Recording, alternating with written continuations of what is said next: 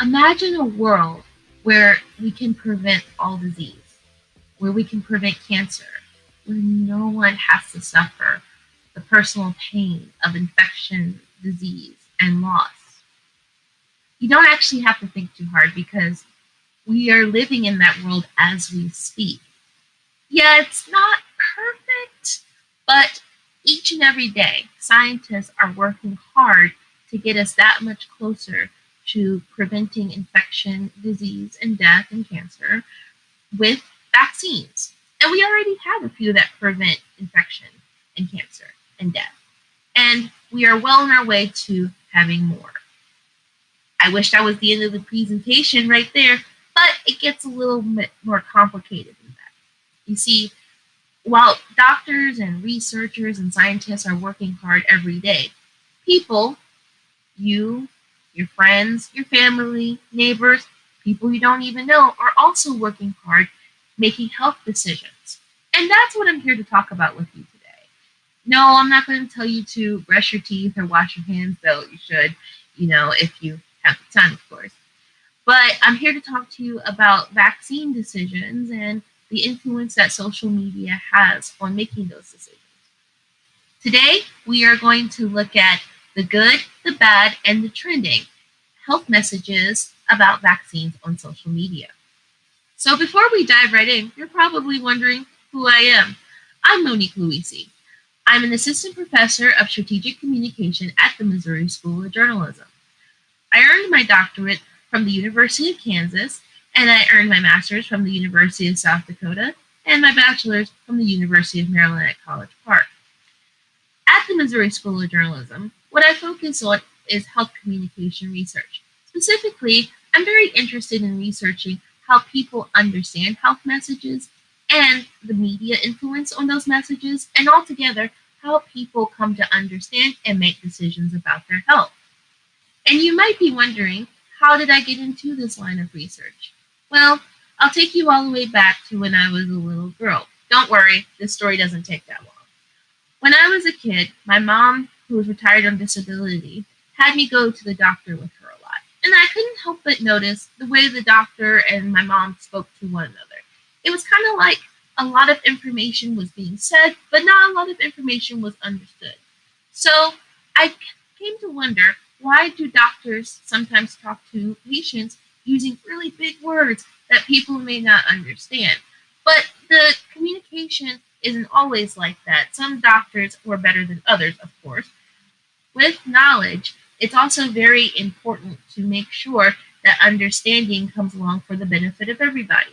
So this really got me interested in the way people communicate with one another. Now I'm going to fast forward a little bit ahead into what got me into vaccine research. I happened to do my Ph.D. studies at the University of Kansas. And while I was there, a headline came to my attention. HPV vaccination rates are low, especially in Kansas and Missouri, and cancer experts are alarmed. It was with this headline that I dove into looking at HPV vaccine related research. I was surprised that there was a vaccine that could prevent HPV infection, genital warts, and several types of cancer, cancers of the throat, cervical cancer, and several other types of cancer, but that people weren't getting vaccinated. And so that's where a lot of my research really began to focus on vaccine and vaccine communication. So that's a little bit about me and my work, and we're going to dive into the presentation. Today, we're going to talk about challenges with vaccination rates, misinformation on social media, and we'll end on what social media can do for us. So, in order to understand what's going on with vaccination and communication on social media, I want to first spend a little time talking about the challenges with vaccination rates. It may seem simple. You have vaccines that can prevent us from having disease and having the ill effects associated with disease and protect our communities and keep us alive and healthy. But there are many concerns that many different people have for many different reasons. What am I talking about? Well, first and foremost, let's keep it simple. There's the issue of access to vaccines. If people do not have the ability to get the vaccines, then they can't be protected against those diseases. Well, what are some of the issues with access? If people do not have a primary care physician, they may not even be aware of certain vaccine schedules. There's also issues with transportation and the money associated with transportation, the ability to get time off of work, coverage for childcare, and many other issues and barriers that could prevent people from getting vaccinated. So, when we think about vaccination, we have to think about access. And access is just more than is the vaccine available in a certain geographic area. Although that may be an issue too if a community does not have many doctors or pharmacists available or people who can distribute the vaccine. In addition to that type of access, it also means being able to have the time and have the resources to get to the places that are necessary to get the vaccine. But another challenge to vaccination rates is vaccine hesitancy. Now, this is a big term that encompasses a lot of things. But I want to first say that vaccine hesitancy is a spectrum. There are people who are all for getting no vaccines, and then there are people who like to pick and choose. It just depends. But it's important to remember that communication can help us understand the hesitancy that exists with getting vaccinated because there are a variety of reasons why people may be hesitant. Some of these things may include the history of cultural abuses. Unfortunately, different minority groups have experienced traumas, historical traumas, that have made it so that there is a feeling of distrust. Another reason why people may be hesitant towards vaccines are because of their faith beliefs.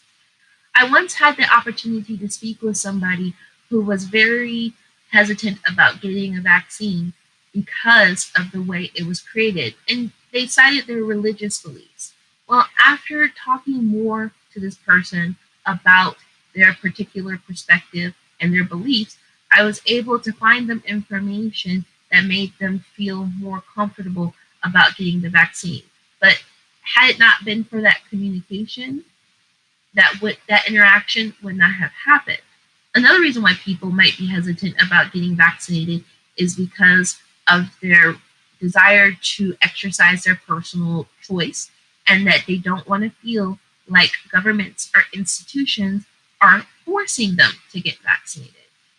Especially in our culture, the American culture, people feel very strongly about their right to choose and their freedoms. And this can definitely play a huge role in people's choices to get vaccinated. Now, you might be more familiar with some of the reasons that people aren't getting vaccinated that I previously mentioned, but there's also the issue about concerns for health and safety. There is a lot of information out there. And that's the wonderful thing about the internet and social media, that we have access to a lot of information, that we can talk to each other and exchange this information. Unfortunately, not all that information is reliable, helpful, or credible. And it can be difficult sometimes to separate those things that are true and helpful and those things that could be harmful and that are lies. And sometimes those lies can cause people to be afraid of vaccines. So much so that research shows that they may be more afraid of the vaccines than the actual disease itself for fear that the vaccine can cause harm, disease, disability, or even death. We'll talk about that more in a minute. Another factor that can influence vaccine hesitancy is communication from practitioners and providers themselves. Specifically, there have been a number of nurses and medical practitioners themselves, real ones, and some who falsely claim to be medical practitioners and nurses who speak out against certain vaccines. And this can be tricky sometimes because we would like to trust our medical providers and our practitioners. However, they are human and they too might have dissenting opinions. And another reason why vaccine hesitancy may be an issue is the very way that health is defined. The way that we define health looks different in time and spaces throughout history. Now we see more trends towards the natural health movement, eating clean, making sure that we have organic, unprocessed foods, things like that. And with that definition of health, we have seen more people move away from what they perceive to be scientific or laboratory generated foods and medicines that we put into our body, and more towards ideas that we can heal our body and move towards ideas of helping and healing the body through more naturally seeming processes, just through nutrition, meditation, and things like that. Now, that's not to discount those. Eating well and meditation are helpful to promoting a healthy lifestyle and healthy feeling bodies and healthy being bodies. But it's also important not to discount the value of the research and the science and those products that are generated through those mechanisms. Okay, so now we've run through a list of those things that might drive vaccine hesitancy. And all of these things are conversations that appear on social media. Now, I wish I had better news for you, but the short story is that the talk about vaccines on social media kind of has a way of exacerbating the problem of vaccination rates. Remember how I said I was very interested in HPV vaccination research? Well, when I was doing my doctoral studies at the University of Kansas, it was 2016, and it happened to be the 10-year anniversary of when the FDA approved the HPV vaccination. Now, this vaccination is really cool. It prevents HPV infection, genital warts, and several different types of cancer, and it's approved for use in both boys and girls ages 9 and up. Also, the vaccine is the only one to have its recommended doses reduced from 3 to 2. So that's pretty cool because it's less trips to the doctor. Now, the CDC recommends that the vaccine is distributed to children ages 11 and 12 years before they're sexually active, though children can get it as early as age 9. So with this wonderful vaccine being available, I was really curious why the people in my state were not getting it for their children. So I wanted to do a little research. First, I spoke to a couple of parents to kind of get my ideas together, but then I deployed a survey. And in that survey, I wanted to understand what people knew about the HPV vaccine. Specifically, when I mean by people, I mean those parents of children ages 9 to 17. And then I wanted to know what influences that different forms of media may have had on their decisions whether or not to get their children vaccinated against HPV. The study yielded some really interesting results. Awareness among this group was not an issue. People knew about the HPV vaccine, and they knew that HPV was associated, especially with cancer. The cancer threat also was taken very seriously.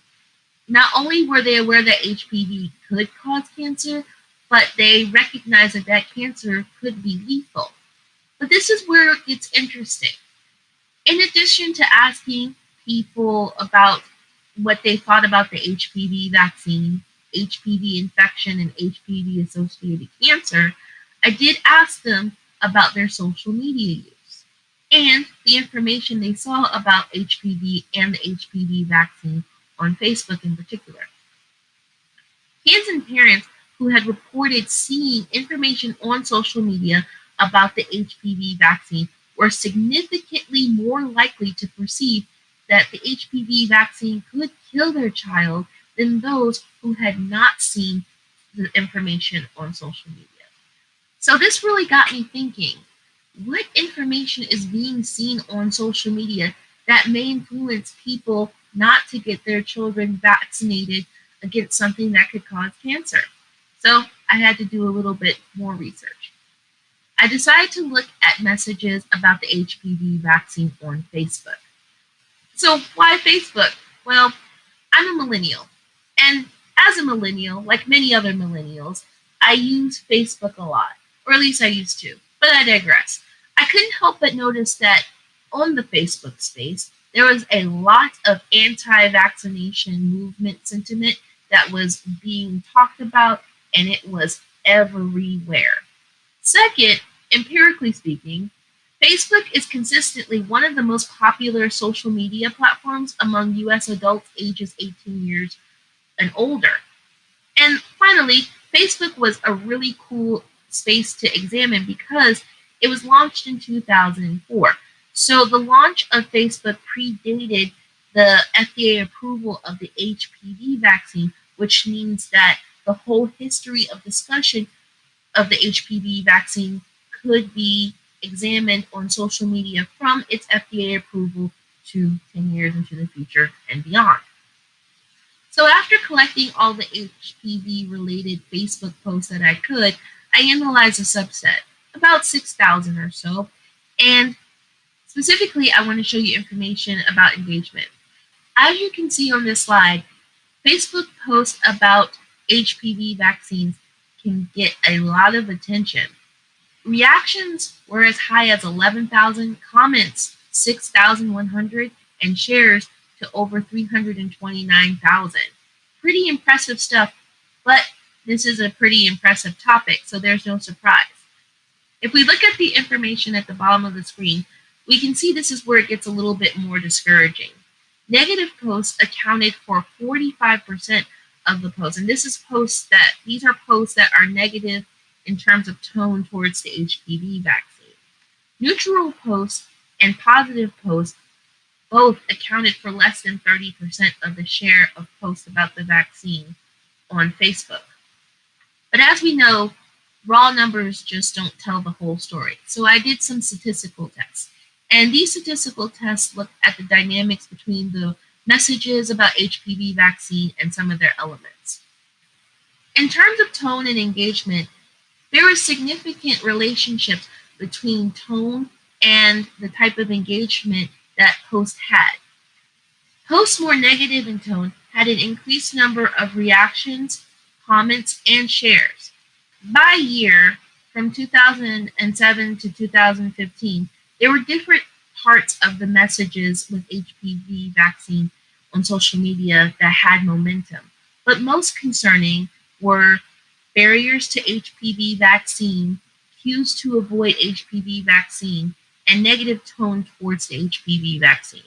In summary, that means that messages that had these elements were more likely to be shared. That is to say, one bad post could beget another bad post.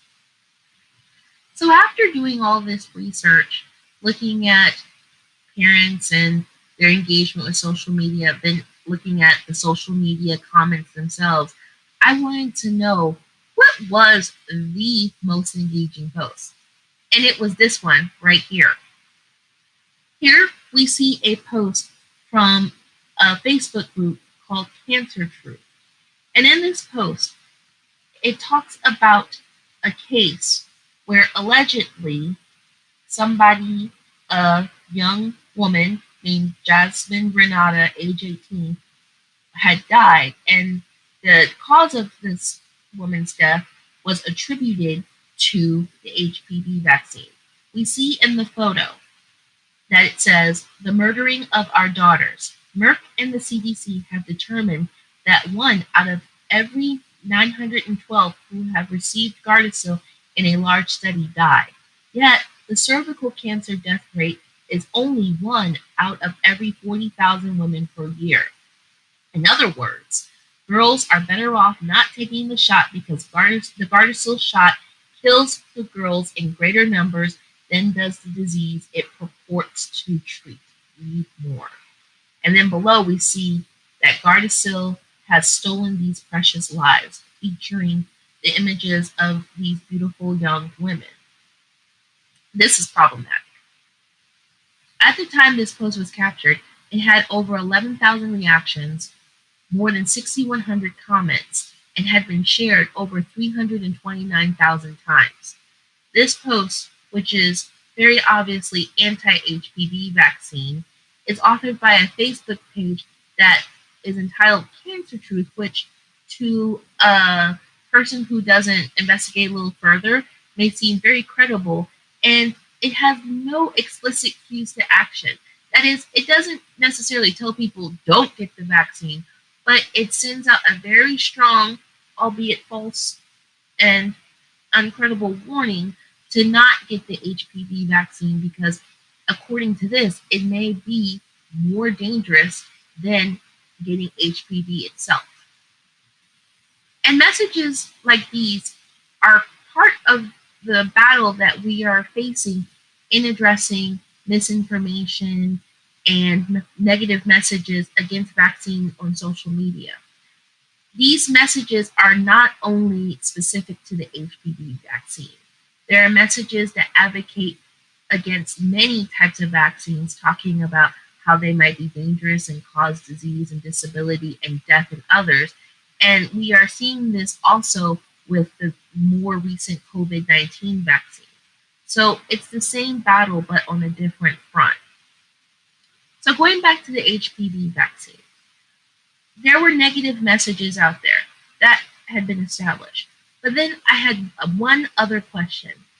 In addition to being negative, are the messages about the HPV vaccine amplifying fear about the HPV vaccine? That is to say, it's one thing for a person to say, oh, don't get the HPV vaccine, but it's another thing to say, is that the vaccine may be causing harm and death in individuals. So I performed another analysis.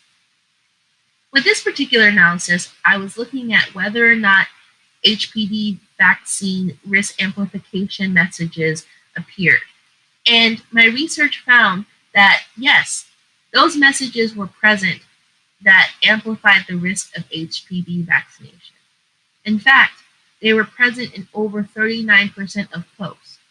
I also looked to see if there were any Facebook posts that attenuated the risk about the HPV vaccine. Unfortunately, those were only present in fewer than 3% of the posts, and most posts did neither.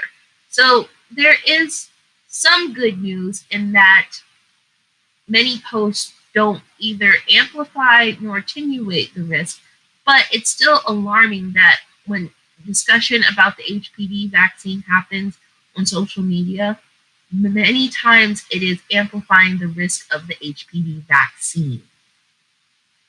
Now, when looking at these posts for their elements, posts with hyperlinks, negative tone towards the HPV vaccine, and posts that had HPV vaccine risk amplifying messages received significantly greater reactions, comments, and shares.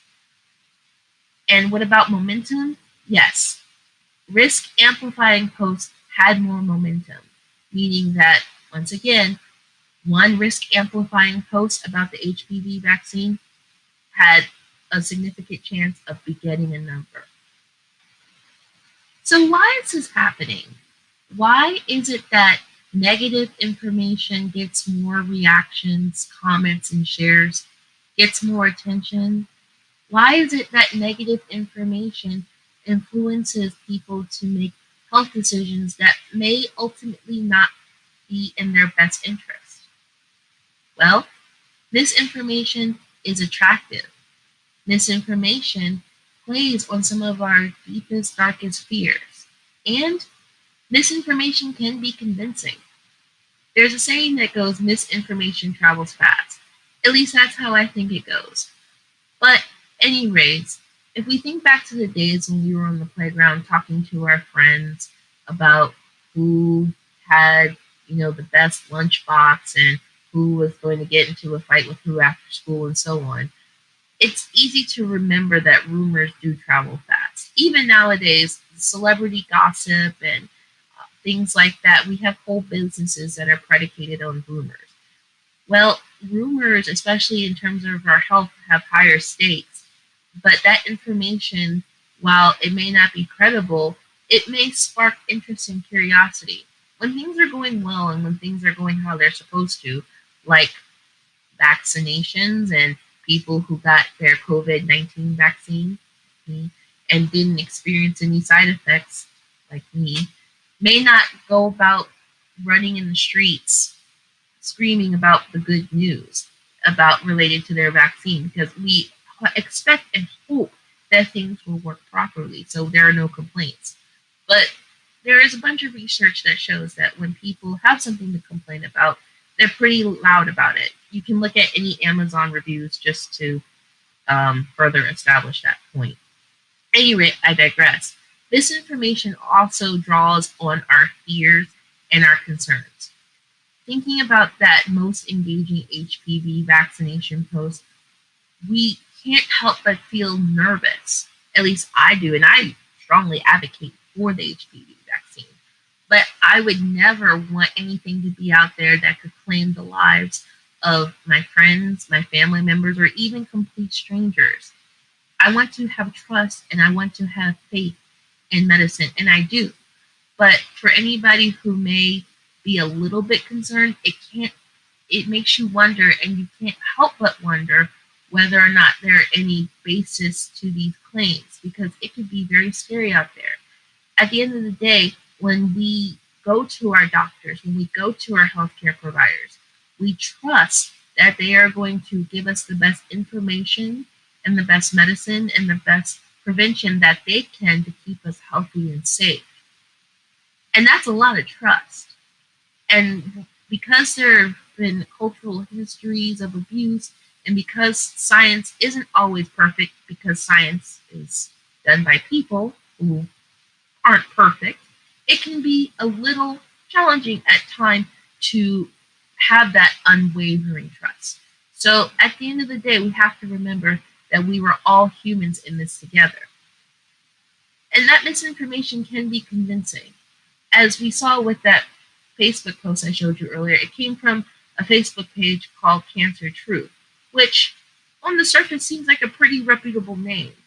And while we have all this available and wonderful information about vaccines and health available, and that information is available many times through social media, it can take a little extra effort that a lot of people may or may not do to see if that information is credible. And if that information is shared to us on social media by people who we trust, then that adds an extra layer of concern. Because if I trust a person and they're sharing me information, then why would I discredit them automatically? Again, it takes a bit of cognitive work that many people, even us researchers and scientists, may or may not do to check if that information is valid. But there's also one other thing too that might be part of the problem, and that's sharing just because. You know what I'm talking about. When you see a post that's really attractive and you're like, oh my goodness, I can't believe somebody posted this about the COVID-19 vaccine. And then you share it because you just are in a state of disbelief. Well, when you're sharing something, you have to remember that your whole network can see it. And even if your intent of sharing something is to say that this thing is nonsense or this thing is completely baseless, you have to remember that other people may see it too, and you may think it's baseless, but they may see something that you don't see in it. So sharing misinformation, your intent matters, but also you have to realize that you cannot control how other people may interpret the information you share. So if social media is the big bad, what can it do for us? Well, hold on there for a second. I'm not here to say that social media is the big bad. In fact, there's a lot of positive things that social media can do. Social media can alert us to the concerns that the public has, whether these are concerns about the vaccines, vaccine access, or vaccine hesitancy. Social media is a good place to begin looking at those conversations that people may not be willing to have face to face. And with that information, researchers, practitioners, community members And all sorts of stakeholders can prepare themselves to deal with that misinformation and to properly and empathetically address the concerns that the public may have. Social media can also help us begin to establish connections with communities. Social media, with its widespread net, is connected to many communities that doctors and researchers and practitioners may not have the same level of access. And using the power of social media and the internet can be useful as a first step, at least, to getting connected with different communities, reaching out and really listening towards different groups of individuals. Social media is also good at promoting awareness.